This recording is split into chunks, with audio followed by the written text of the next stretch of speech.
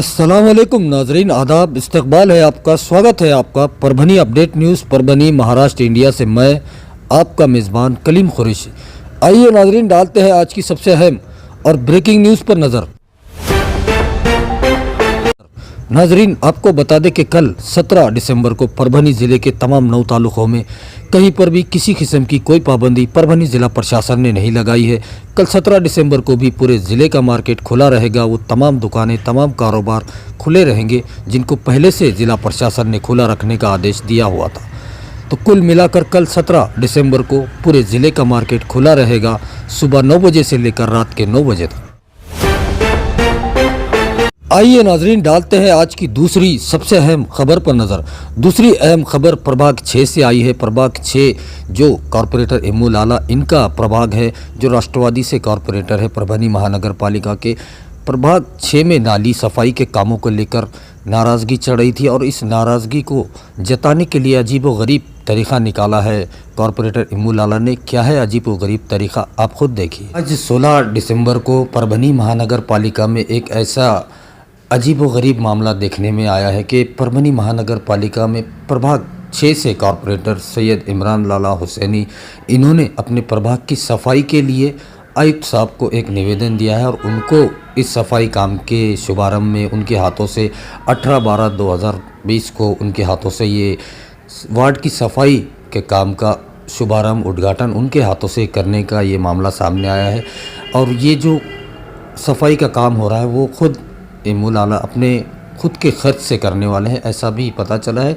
ऐसी क्या वजह रही है कि एक कॉरपोरेटर को अपने जेब खर्च से सफाई का काम प्रभाग में करना पड़ रहा है। नगर परिषद के जो सफाई कर्मचारी है वो ये काम भी कर सकते हैं। पूरा मामला क्या है हम जानते हैं। हमारे साथ प्रभाग 6 से राष्ट्रवादी के कॉरपोरेटर सैयद इमरान लाला हुसैनी है, उनसे बात करते हैं। सर, क्या मामला है पूरा, और आपने जो निवेदन दिया है आज आयुक्त साहब को, उनसे आपकी बात हुई है या फिर वो आने के लिए तैयार है इस उद्घाटन समारोह में? क्या कहें? सबसे पहले मैं आपको ये बताना चाहूँगा कि आज 16 दिसंबर को परभनी महानगर पालिका के आयुक्त देवीदास जी पवार, इनको मैं एक निवेदन दिया हूँ कि मेरे प्रभाग क्रमांक 6 के अंदर स्वच्छता के काम बहुत कम पैमाने पर है और उसमें लोगों की इतनी शिकायत है कि नाली में जो पानी, नाली का जो आउटलेट है, घरों का जो आउटलेट है, वो जो नाली में छोड़ा हुआ है तो उस आउटलेट से पानी घरों में जा रहा है, रिटर्न वापस जा रहा है। आयुक्त साहब को बार बार मिल के मैं इस चीज़ की कंप्लेन भी किया हूँ और उनको इस बारे में बताया भी हूँ। फिर बाद में कोरोना का मामला आने से थोड़े काम जो है तो संत गति से हो गए थे, बहुत कम थे। पर अब आज भी वही हाल है। अभी मैं 1 महीने से उनको यही बता रहा हूँ कि मेरे पास स्वच्छता का बहुत बड़ा प्रॉब्लम है। आज मेरे प्रभाग में कई महिलाएं मेरे घर पे सवेरे आई, उन्होंने लिया कि बताया मुझे, वो मैं एक निवेदन दिया कि भाई आप 18 तारीख, आने वाली 18 तारीख को हमने एक ऐसा सुझाव हम सब लोगों ने वार्ड के लिया है कि भाई 10 काम करने वाले जो है सफाई स्वच्छता के जो काम करते हो 10 लोग हम हमारे खुद के पैसे से लगा रहे कि भाई ये लोगों ने नालियाँ वगैरह साफ़ करना चाहिए। और इस काम के उद्घाटन के लिए हम आयुक्त साहब को इनवाइट किए हैं, पर आज हम जब निवेदन लेके गए तो आयुक्त साहब थे नहीं, इसलिए हमको उनके पीए के पास निवेदन देना पड़ा। आपके चैनल के माध्यम से मैं आयुक्त साहब से अपील करना चाहूँगा कि आप इस कार्यक्रम में आइए, हम बाजा गाजा लगा के, पटाखे वटाखे लगा के आपका स्वागत भी करेंगे और आप देखिए कि महापालिका में स्वच्छता के क्या काम हो रहे हैं। आप एक तरफ स्वच्छ भारत मिशन की बात करते हैं, स्वच्छ भारत मिशन किधर है, क्या है परभनी शहर में, तो आज तक मुझे तो नज़र नहीं आया है। आज 16 तारीख को ये निवेदन मैं माननीय आयुक्त साहब को दिया हूँ, पर वो आज किसी काम के तहत ऑफिस में मौजूद नहीं थे। आपके चैनल के माध्यम से मैं फिर एक बार उनसे पुरजोर अपील करता हूँ कि आप 18 तारीख के कार्यक्रम में आइए। आपके शुभ हस्ते से इस कार्यक्रम का इनॉग्रेशन होगा और आपके आने से हमारी हिम्मत अफजाई होगी। तो मेरी एक बार फिर से आपसे गुजारिश है कि आप 18 तारीख के इस प्रोग्राम में ज़रूर आइए। आइए नाजरीन, डालते हैं आज की तीसरी सबसे अहम खबर पर नज़र। तीसरी अहम खबर आज 16 दिसंबर शाम के वक्त जिंतूर से परभनी की तरफ आ रहा एक एथेनॉल से भरा हुआ ट्रक, जो टैंकर जिसमें एथेनॉल भरा हुआ था, जो पेट्रोल में यूज़ किया जाता है, इथेनॉल से भरा हुआ ट्रक जिसमें से धुआं निकल रहा था और वो जेल कॉर्नर ईदगाह के पास आने के बाद उसमें आग लगना शुरू हुई। लेकिन वहाँ के जो समझदार नागरिक थे, जो दुकानदार थे, जो ईदगाह कॉम्प्लेक्स में अपनी दुकानें चलाते हैं, उन्होंने फ़ौरन ही बग़ैर वक्त गंवाए उस आग को बुझाने की कार्रवाई शुरू कर दी। वहीं हम अपने दर्शकों को बता दें कि जैसे ही टैंकर में आग लगने की शुरुआत हुई तो ईदगाह कॉम्प्लेक्स के साबिर भाई अज़हर और उन्हीं के साथ में सोहेल खान, इन्होंने फ़ौरन उनकी दुकान में जो बोरवेल है उसकी मोटर चालू किया और पाइप से इस आग को बुझाने का काम शुरू कर दिया। कुछ ही देर में वहां पर फायर ब्रिगेड की गाड़ियां भी आ गई, फायर फाइटर, और उसी के साथ में परभनी पुलिस के जवान और उन्हीं के साथ में परभनी ट्रैफिक के इंचार्ज डॉक्टर नितिन काशीकर साहब भी वहां पर पहुंच गए और पूरे ट्रैफिक को रोककर इस टैंकर में लगी हुई आग को बुझाने का काम शुरू कर दिया गया। आज शाम 16 दिसंबर को एक बड़ा हादसा होने से सजग नागरिकों ने और पुलिस प्रशासन और उसी के साथ फायर ब्रिगेड के जवानों ने इस टैंकर जो इथेनॉल से भरा हुआ था उसको एक बड़ा हादसा होने से रोक दिया गया है। नाम सोहेल खान है। कब आग लगी थी? अभी आँच लगी थी तो यहाँ से गाड़ियाँ वीड़ा खड़े वाले थे अपनी दुकान कितने के बजे सामने। लगी है टैंकर को आग? अभी एक आधा घंटा पहले। अच्छा, बहुत बड़ी आग लगी थी। बहुत भयंकर आग लगी। फिर इसमें उसको कच्चा कैसे पेट्रोल बुझाया है। आपने? कैसे बुझा? हमारे अजहर भाई ने पानी वो डाले। अजहर भाई ने। फिर बाद में फायर ब्रिगेड वो बाद में आया? हाँ, जब 3 तक मिनट आप में लोगों आए ने हो। बुझाया। बहुत अच्छी सर्विस दी है उन्होंने। हाँ भाई। मेरा नाम मोहम्मद अजहर है। जिंतू रोड ईदगाह मैदान के सामने ये गाड़ी पेट्रोल की थी। इनामदार ट्रेडर्स के सामने आँच लगी थी, जिसको हमने कोशिश करे और बुझाए, और उसके बाद में फायर ब्रिगेड वाले आए और उन्होंने अपना काम अंजाम दिया। आइए नाजरीन, डालते हैं आज की चौथी सबसे अहम खबर पर नज़र। चौथी अहम खबर परभनी ज़िले के तमाम ही 9वीं और 11वीं क्लास में पढ़ने वाले उन तमाम स्टूडेंट के लिए, बच्चों के लिए बड़ी ही खुश खबर है, क्योंकि परभनी के ज़िला अधिकारी दीपक मुंगड़ीकर साहब ने एक आदेश निकाला है और वो आदेश शिक्षण विभाग को भेज दिया गया है। शिक्षण विभाग के जो अधिकारी है डॉक्टर वंदना वाहुड़ मैडम, उनको भेज दिया गया है और आने वाले 21 दिसंबर से 9वीं और 11वीं के क्लासेस को शुरू करने की परमिशन दे दी गई है। वहीं हम अपने दर्शकों को बता दें कि गुज़िश्ता 10 दिसंबर से परभनी शहर महानगर पालिका हद के 10वीं और 12वीं के क्लासेस को शुरू करने की परमिशन ज़िला प्रशासन ने दी थी। तो उसी के साथ 21 दिसंबर, आने वाले 21 दिसंबर से पूरे परभनी ज़िले के 9वीं और 11वीं के क्लासेस को शुरू करने की मालूमात खुद परभनी के ज़िला अधिकारी दीपक मुंगड़ीकर साहब ने हमसे फ़ोन पर बातचीत में ये बताया है। आइए नाजरीन, डालते हैं आज की 5वीं सबसे अहम खबर पर नज़र। 5वीं अहम खबर आज 16 दिसंबर को परभनी जिंतूर हाईवे पर स्थित सिटी फंक्शन हॉल में वंचित बहुजन आघाड़ी के ज़िला अध्यक्ष आलमगीर खान साहब, इनकी अध्यक्षता में पूरे परभनी ज़िले के युवती और युवक नौजवानों का एक संवाद मेड़ावे का आज आयोजन किया गया था और मकसद 2022 में आने वाले परभनी महानगर पालिका में वंचित बहुजन आघाड़ी का झंडा लहराने की तैयारी की जा रही है। जी, सबसे पहले आपका इस्तेमाल करता हूँ परभनी न्यूज़ चैनल का, कि परभनी में जो अपडेट आप रखते हो हमेशा, वो सारे चैनल के शुक्रगुजार हूँ। आज यहाँ पर हम वंचित युवा आघाड़ी की ओर से इस महाराष्ट्र में जो युवा युवतियाँ आना चाहते हैं, कि जिनको लगता है कि अपना महाराष्ट्र, अपना देश बदलना चाहिए, तो श्रद्धेय बाला साहब के नेतृत्व में वो लोगों के लिए विचारपीठ खुला रखा गया है। आप आ सकते हैं, ऑनलाइन सदस्य बन सकते हैं। आज हमारे यहाँ पे बहुत बड़े पैमाने पे मेला हुआ। उस मेड़ावे के बाद यहाँ लाइव इंटरव्यू चल रहे हैं। जिस भी लोगों को सदस्य बनना है वो मिलकर हमसे सदस्य बन सकता है। फिर उसमें कहाँ काम करने की काबिलियत है, वो नगर पालिका में हो, महानगर पालिका में हो, शहर में हो, गांव में हो, उस हिसाब से उसको पद दिया जाएगा, और ताकि फिर उसके बाद हम सत्ता की ओर अग्रसर होंगे। जिस तरह से आपने जिक्र किया आलमगीर साहब का कि लोकसभा में बहुत अच्छे मत दिए, अब वही चाहते हैं हम कि उतने सारे वोटों के साथ हम महानगर पालिका में सत्ता में आए, ताकि मराठवाड़ा में परभनी, जिसको बोलते हैं कि जग में अंदर जर्मनी और महाराष्ट्र में परभनी, लेकिन परभनी में सत्ता पैसा वही घरों में सत्ता रही है।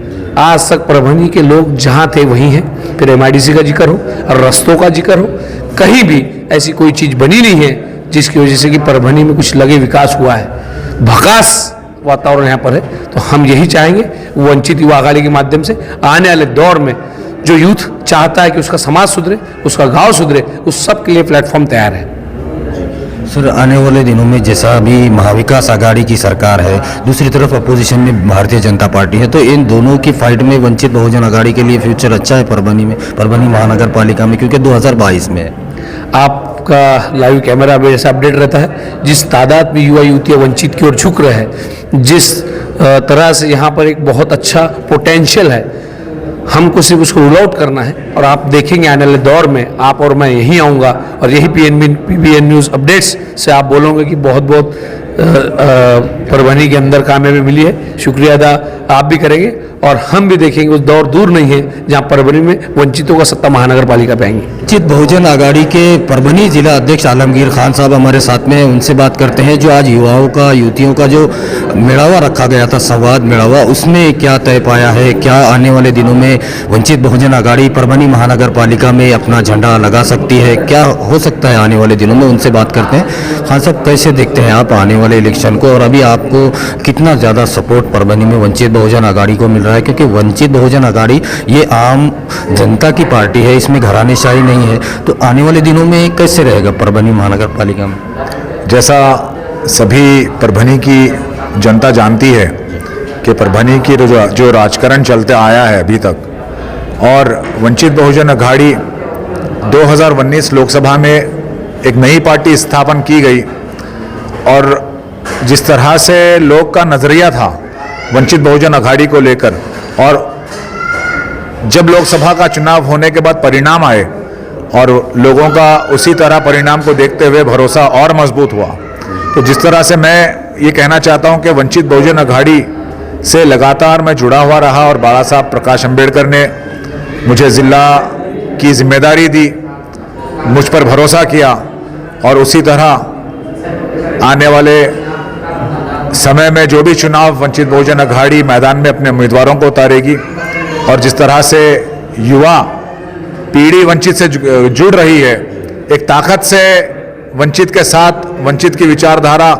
और हमारे पक्ष की विचारधारा संवैधानिक विचारधारा से जुड़ रही है, तो मुझे लगता है कि वंचित बहुजन आघाड़ी परभनी में एक बहुत बड़ी ताकत रहेगी, और आने वाले समय में हम ये चीज़ अपनी परभनी के इतिहास में वंचित बहुजन आघाड़ी अपना नाम दर्ज करेगी।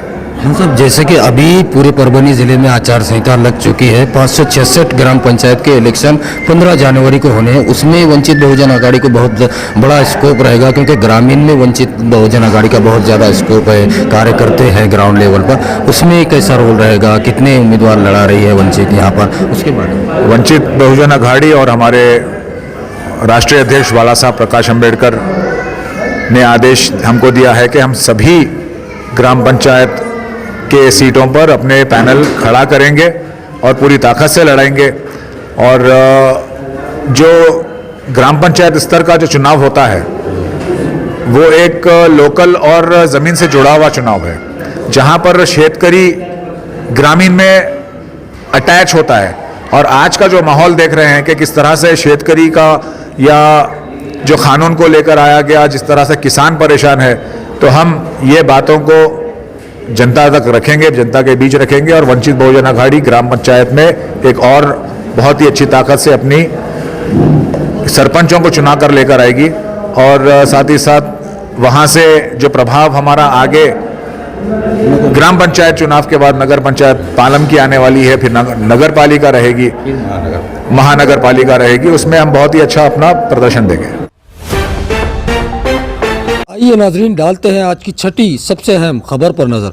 छठी अहम खबर हमारे पड़ोस के ज़िले हिंगोली से आई है, और आपको बता दें कि आज 16 दिसंबर हिंगोली लोकसभा से शिवसेना के लोकप्रिय खासदार हेमंत पाटिल, इनका आज जन्मदिन बसमत तालुके के नगर परिषद परिसर में महा रक्तदान शिविर का आयोजन किया गया था, और उसी के साथ आज दिन भर पूरे तालुका वसमत तालुके में अलग अलग ठिकानों पर हेमंत पाटिल खासदार साहब का जन्मदिन मनाया गया, बड़ी ही सादगी के साथ मनाया गया। और हेमंत पाटिल साहब ने भी ये अपील की थी कि उनका जन्मदिन बड़ी ही सादगी से मनाया जाए, और जो महाराष्ट्र के मुख्यमंत्री उद्धव ठाकरे साहब ने जो अपील की थी कि महाराष्ट्र में जो खून की कमी, जो ब्लड की कमी महसूस की जा रही है, उसको दूर करने के लिए हर उस जो जन्मदिन का प्रोग्राम हो या दूसरे जो सामाजिक कार्यक्रम होते हैं उनमें रक्तदान का आयोजन किया जाए, ताकि जो खून की कमी महाराष्ट्र में इस वक्त महसूस हो रही है उसको दूर किया जा सके, और हज़ारों बीमारों की जान बचाई जा सके। आइए नाजरीन, डालते हैं आज की 7वीं